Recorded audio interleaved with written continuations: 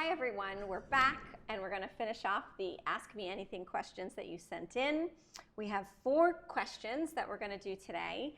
Do you want to start us off with Kim Parker's question? Oh yeah, so the question is, will the movie be in theaters? And the answer is yes. I wish that I could say that I knew everything there is to know about how many theaters we're going to be going into. It might be just a handful of theaters, it might be a little bit bigger than that. But the intention all along was to put the movie in theaters, so we've committed to doing that, and we have someone working very actively on that right now. And the whole plan that we're pursuing is really predicated on the idea that we will be opening in theaters. And I'm not going to tell you when this week, but I might tell you when in the next couple weeks. But I think it'll be like a targeted, limited theatrical release in major cities. So I imagine it's probably not going to be in like thousands of theaters. Yeah. Or it could be, who knows, unlikely. And we're going to do our best to get them into as many theaters as we can. Certainly, we'll start in the US, and we can talk a little bit about what's going to happen in the UK a little later in the segment today. And will there be merchandise? Yes, there will definitely be merchandise. So these are our hats that we originally made. But you guys have seen the final logo that we arrived on, and we'll be making hats and shirts and sweatshirts and all kinds of good stuff. And we may even have a watch kit and some other goodies. So we're definitely planning on making things that you can hold in your hand. Yeah, or wear, or experience. Yeah, it's going to be fun, and we hope there'll be a lot of merch actually coming up, over the next couple months. That's kind of a big priority right now. Okay, second question. When the film is released, will it be coming out in the UK, and how is it working with the animals in the film? So we do have something scheduled for the UK. We don't know if it'll grow from there, but we really, really hope that our UK Patreon friends will join us for this. We found a woman who does events, and she's going to be doing a fantasy con in London in June. And her idea was that Man and Witch would then play at a movie at the end of the weekend, say Sunday night, and be the sort of like final event of the weekend. I think it's going to be really fun. The con is going to feature Neverending Story and Labyrinth and Dark Crystal. Dark Crystal. So it's a really good fit, and I'm really excited about it, and I really, really hope you guys come. And then if we see you there, we could do something special with you.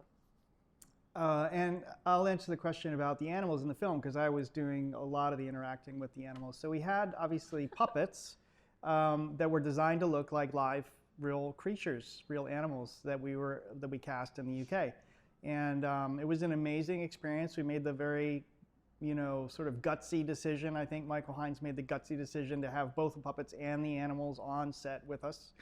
And we got some absolutely magical moments, and it was really tough. So what I wrote into the script is that a goose, a dog, and a sheep sort of walk down the road after my character. And I'm a city kid. I was born in Boston.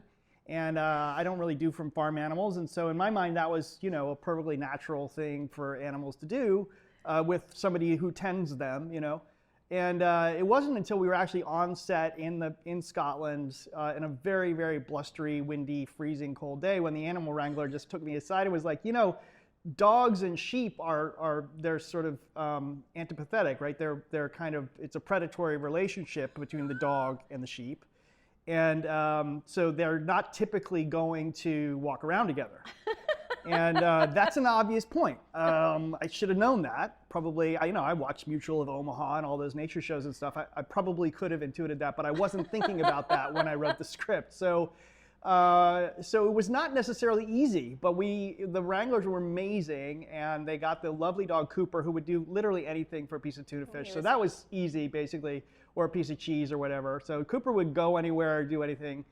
And then the question was how to get the sheep to sort of go along with the idea, and then we'd just take potluck on the goose coming after.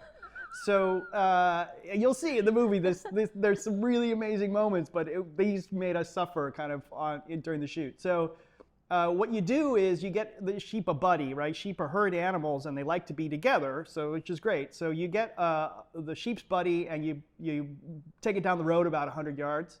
And then you take the sheep back that way, and then the cameras roll, and then you hope that the sheep goes to the other sheep, and not the other way around. So that's kind of how that works. And for the most part, once we figured that out, we were able to get the shots that we needed. But then you kind of need to sort of encourage the goose at the end to sort of like, okay, follow after the sheep, which is not something a goose is usually inclined to do. So yeah, it was pretty awesome. But the goose did it. Yeah, no, we got amazing stuff, was... and you'll be, I think you'll laugh having heard that answer when you see the movie and you see those really magical moments when the animals literally do kind of follow. What I will say though is that the animals were very well cared for. They had many wranglers. They had their own warm tents. Greg and I often had to do our takes very quickly. They were like, we're out of time, 1 or 2 takes. But of course, with the animals, to get it right, animals get as many takes as they need. They get as many takes as they need. They were like us, not so much. The stars of the show.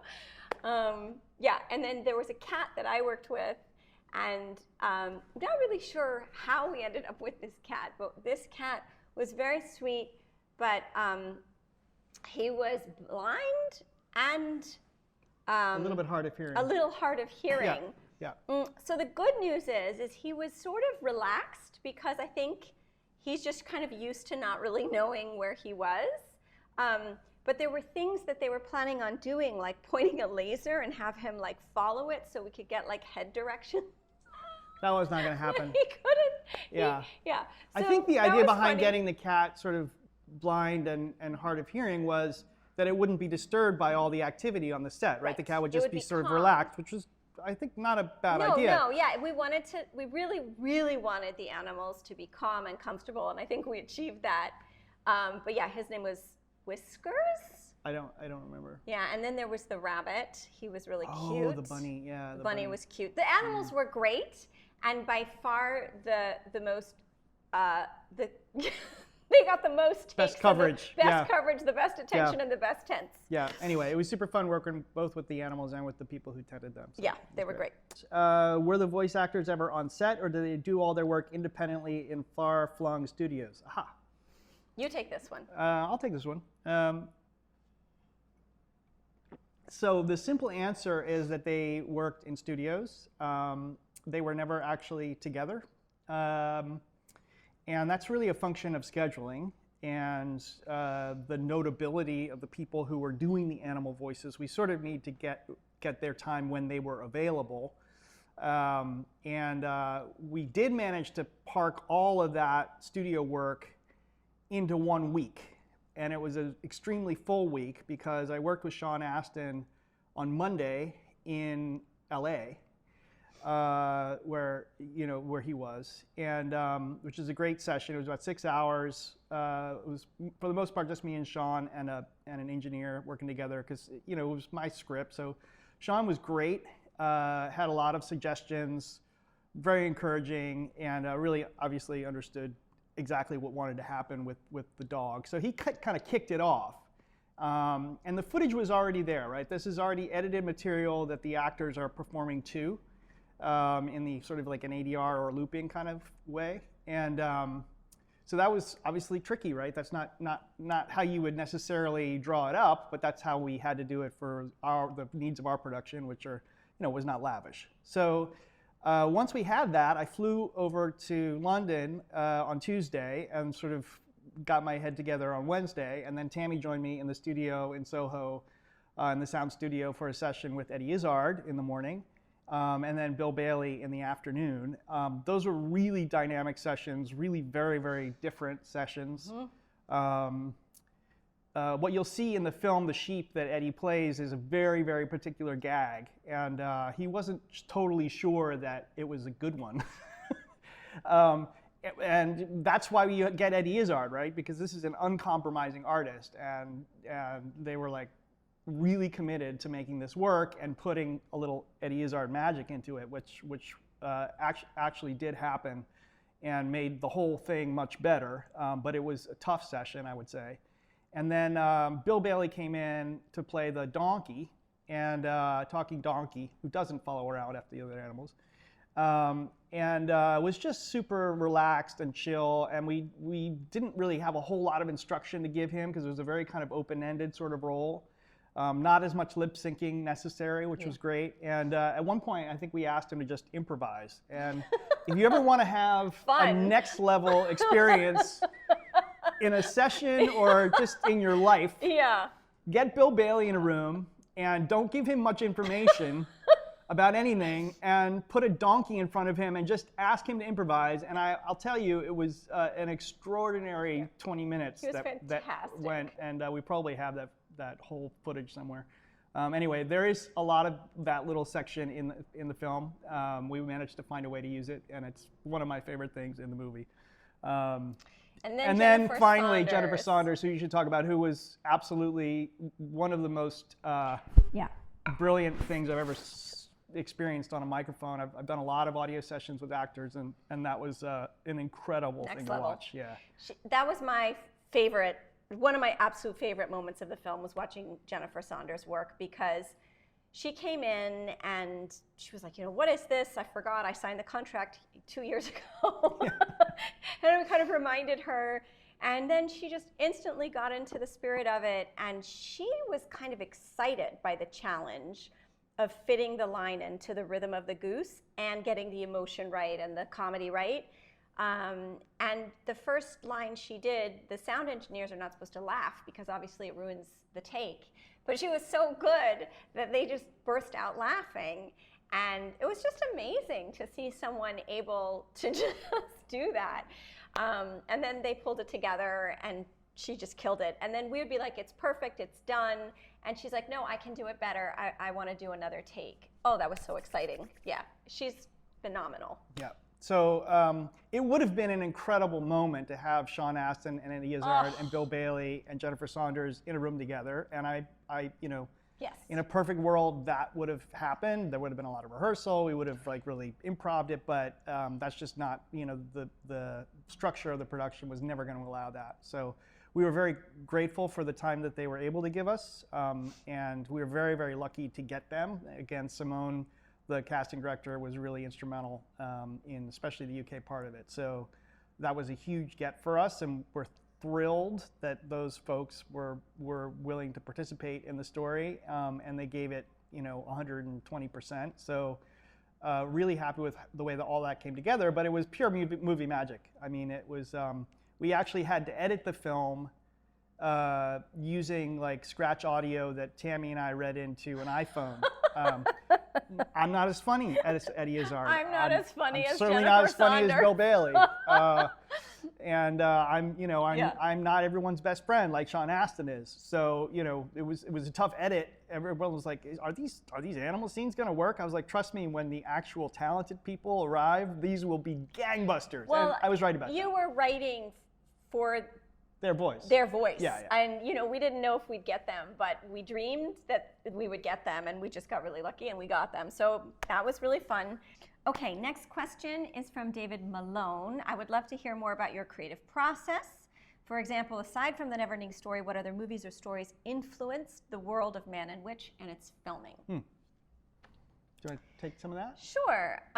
So in terms of our creative process, I would say that Greg and I came from the theater, and he was always really interested in physical comedy that came from kind of a lot of years of doing physical theater work. My background when the works that I made, the dance theater pieces I made, always had a lot of whimsy to them. I had a piece with feathers all over the stage, and when you moved, they would billow. So I think we're generally attracted to just beautiful images and fantasy, and we were excited about making Man and Witch to do that. We were working in an indie budget, so unlike Harry Potter, where you can make a cabinet 2,000 drawings per cabinet, that isn't the level of detail we were afforded. But we were still really excited about bringing kind of the work we had done in our previous theater lives, specializing in sort of kind of physical comedy and sort of fantasy looks into this. And then I think that Greg and I both love The Princess Bride. And so when it came to a film, we've kind of agreed that that's like a perfect film. It's beautiful, it's funny, we love Monty Python. So I got really excited when Greg showed me the script because I felt like I hadn't seen a film in a while that tonally was both kind of heartfelt, but had that comedic kind of vaudeville-y thing, Borscht Belt thing. So those are some of the influences, personal and then things that we just adore. Yeah, that's absolutely right. I think for me, there's two traditions that Tammy's really talking about. One is that kind of William Goldman, Rob Reiner, your show of shows, sort of American vaudeville that's kind of baked into The Princess Bride, coded in a coded way. Obviously, perfect writing. Not going to pretend I'm William Goldman or that our film is as good as The Princess Bride, frankly. But it is compared to The Princess Bride when people watch it because it does have that very lighthearted, very sweet, charming, I think, just like authentic sort of emotion in it. So that was awesome that we were able to get that. There's also another tradition that Tammy referred to, which is sort of the Monty Python, a little bit wackier, a little bit sort of meta, that we definitely leaned into as well with Man and Witch. One of the things that was absolutely extraordinary for me personally was, as someone who spent a lot of time quoting Monty Python films as a young person with my friends, we found ourselves in Dune Castle where they did a lot of the shooting for The Holy Grail. And we actually experienced a lot of the same production pain that they did, it turns out. Well, I'll say more about that some other time. But not only were the locations very similar to what they used in that film, but the whole sort of like, oh my God, you're making a fantasy film with no money sort of vibe was also very reminiscent of The Holy Grail, which was incredible for me because it's obviously a touchstone sort of comically. So those are obviously important traditions for us. Absolutely. And I would say, so there was also this sort of thread of 80s things that I think we were really trying to capture. So this is a film that, in our hearts, we made for people that are kind of like us, a little bit, older parents, Gen X, older millennials who remember certain films, saw them a lot either in the theaters or on VHS tapes or DVDs in the basement, watched them over and over again. Those are the kinds of films we just grew up with and fell in love with. And so we were really trying to do, an homage to those kinds of movies. On location, using puppets, all the things that sort of added up to like an 80s fantasy film for us. At the same time, it's a very contemporary film. I won't pretend that it looks like an 80s film, right? It was never intended to. Yeah. It's a modern film with modern values, which I think is important. But that's definitely the tradition that we've been working in, and what we're trying to do with all of our sort of outreach, promotional activity is really find the people for whom that's a very, there's a warm, fuzzy feeling around those kinds of movies. And that's why we were so excited that Christopher Lloyd was able to be in it and Sean Astin, because they're such a huge part of 80s film. And it felt like the right film for me to come back and do for that reason. But the one other thing I was going to say is while the film doesn't tonally in any way reference these films, there were a lot of films in the 80s where dance was important. Right. Like Footloose and Dirty Dancing and Flashdance and like... No spoilers, though. No spoilers. But all those films are gone. Like, I guess there's some, but I don't know. Somehow in the 80s, there was this like feeling that like the big challenge being dance was an acceptable trope. Yeah. And we loved that idea. So... So the Contented Kingdom, the world, the universe of the film that we created... there's no explanation for it, but for some reason, dance is an incredibly important cultural, piece of what they do in the Contented Kingdom, and there's no explanation for why. There's a dance master. They clearly, do a lot of dances.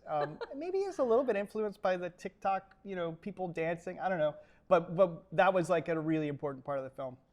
And also because we were not going to have a battle with like 1,000 ogres in it, so we needed to do something that we could really do. And Tammy's a great choreographer. All right, we have gotten All right, those are the through- Ask Us Anything. So that was this has been really fun to try to capture, some of our ideas, I think, about Man and Witch and how we made it. Yeah, And, thank you guys for the questions. And of course, if you have more questions, keep asking us more stuff. Yeah, keep it coming. We got a lot of things coming down the pipe really soon. So hopefully we'll be back with more information for you about the release of the film and some of the magical things that we're making to promote the release of the film that you'll be seeing first. Bye, everybody. Bye, everybody.